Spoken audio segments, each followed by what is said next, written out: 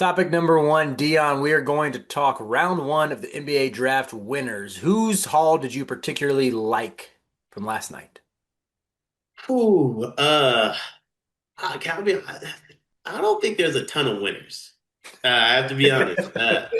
I'm not overtly impressed with anybody's draft. I think the biggest winner, if we're talking an individual player, is Miami with Casparis. I hmm think being able to get Casparis at 20, I don't see how anybody could like kind of disagree with that one. I think that's a phenomenal pick. If you told Miami, going into draft day that, hey, you're getting Casparis at 20, I think they love that.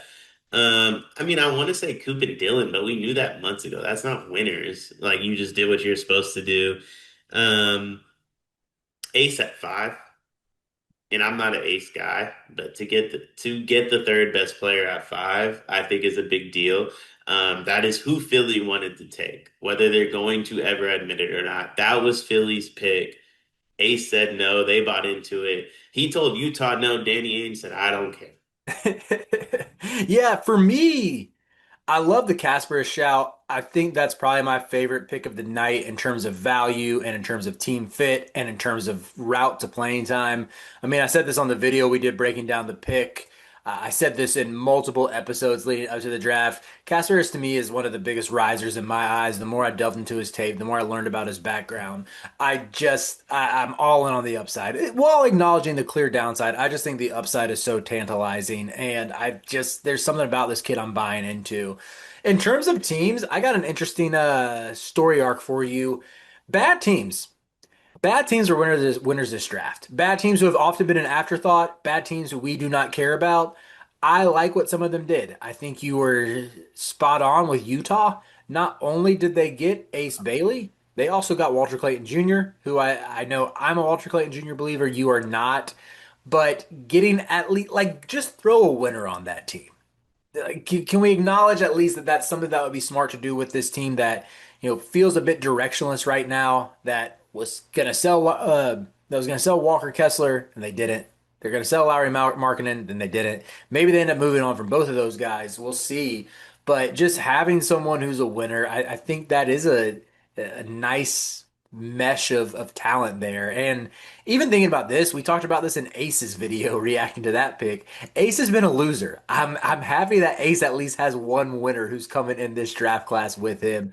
Hopefully some good mentorship there. The other bad team I want to talk about is Brooklyn. And maybe it's a cheat to call Brooklyn a winner when they had like seven picks. But like I just think they did a really good job of swinging for the fences at pretty much every stop. They approached the draft the way that I would want to if I was a team like if I was a Hornets fan and I had six picks, I would want five of them to be on like high upside swings, you know? I think the process here of having a bunch of picks, you don't know how many will actually pan out or even play in the NBA, but if you can hit on two of those, you're feeling pretty good about yourself. Yeah, I would agree with that. If we're discussing a team, right, that had a great, it's the Nets or Utah. Or here's sneaky. I think the Hawks had a really good draft. I think the Hawks had, for a team aspect of things. Do we love that they traded Derek Queen away? Not really. But it sounds like they didn't want Derek Queen at 13, which is their own prerogative, I guess you could say. And if you're able to move off of Derek Queen at 13, where you wanted Ace Newell, you still get Ace Newell at 23, and you add Drake Powell at 22, and you get future assets. I like that. Like you mentioned Utah and Brooklyn. I mean, that quantity. With a draft like this, they swung on a bunch of players. I would call them winners just because like you hope one or two hits. If we're talking but if we're going back to like individual talents, Orlando getting Jace at 25. hmm In our reaction video, I mentioned a lot like I don't know that Jace is playing right away. I hmm really don't. And I'm going to continue to say that, and we'll see what happens. And this might wind up kind of like the Edie discourse from last year, where I said, "Hey, I'm not I'm not here to say Edie isn't an NBA player, but no, I don't think Edie's like a 30-minute per game guy rookie year. No, I don't think Edie's like a playoff guy year one.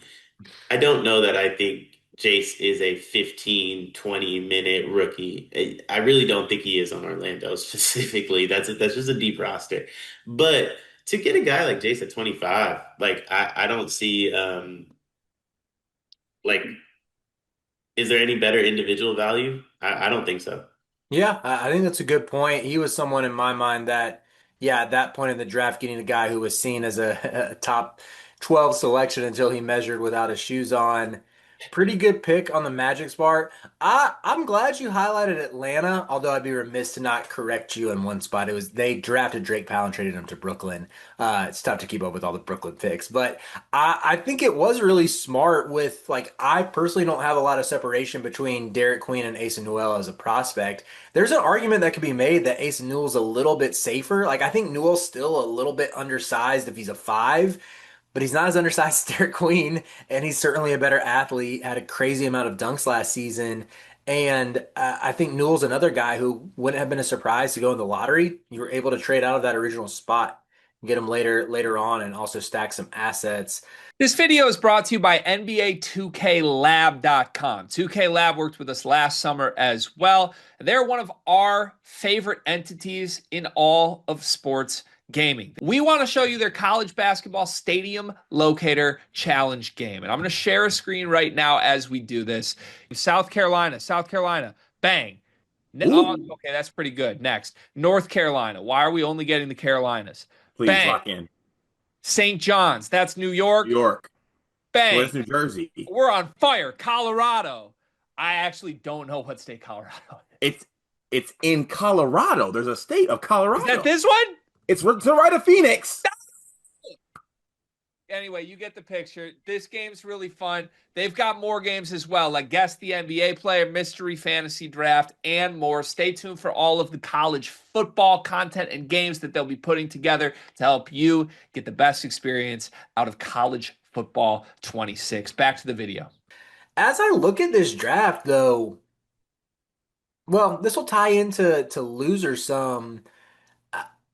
There's not a ton of guys where I'm like, oh, you got great value on them. There weren't a ton of shocking falls. Like Casparis is the big one. I guess Jace is a bigger one as well, but not exactly unexpected. I mean, going back to the bad teams point, I like Will Riley a lot at pick 21. I think the Wizards need to keep taking dart throws and try to get another star or something, and bringing in Trey Johnson at 6. I mean, those are two of my favorite players in the draft. I had them both comfortably inside. I mean, Johnson was third on my big board. Riley was number 16. So to get them where they did, I think very good management on the Wizards' part, which I know not many people say. Yeah, as a whole though, not a ton of other guys jump out as like, oh, great value type picks. Let me see. Hold on. Let me think about. Give me 1 second. There was one we missed. Give me 1 second. Is it my guy Johan Berenger? Absolutely not. Mobile Rudy? No. Uh, Liam McNeely, pick 29. No. Man 10. Man 10. I think maybe not like value. There was rumors Man was being like discussed at 2 and 3. And Mhm. I think being able to get Man at 10, if your Phoenix is a home run, especially, and I say especially when you look at who was taken above him, right? Whether it was Colin Murray Boyles with the pick right above, Yegor at 8, which I do love Yegor, by the way, but like I think I'd rather have Man than Yegor. Um, and then when you look at who goes after, I think there's a steep drop off from who Man could potentially be in the NBA to who these guys could, like Cedric Howard, Noah Essingay, Derek Queen, Carter Bryant, Thomas Sorber. Give me Man over them a million times out of a million. I think there was a steep drop off from Man to the rest of the draft. And honestly, maybe even like one or two of the picks in front of him. I know it's not value in terms of like, oh, Man went 10, no one's surprised by that. I think it's value in terms of who was on the board. Like to be able to get Man, like that's amazing. There's a reason the Hawks, or excuse me, the Pelicans traded up to get Derek Queen. They felt like he was the last one left for them, right? Like Yeah. they mentioned the Thunder wanted him at 15. They had to get above them. A large reason teams were like, what do? We need to start making moves. We need to draft Thomas Sorber. We need to move up for Derek Queen because the Suns took Man and kind of shook everything up. because there's not much left in the draft following it, in my opinion. Yeah, yeah.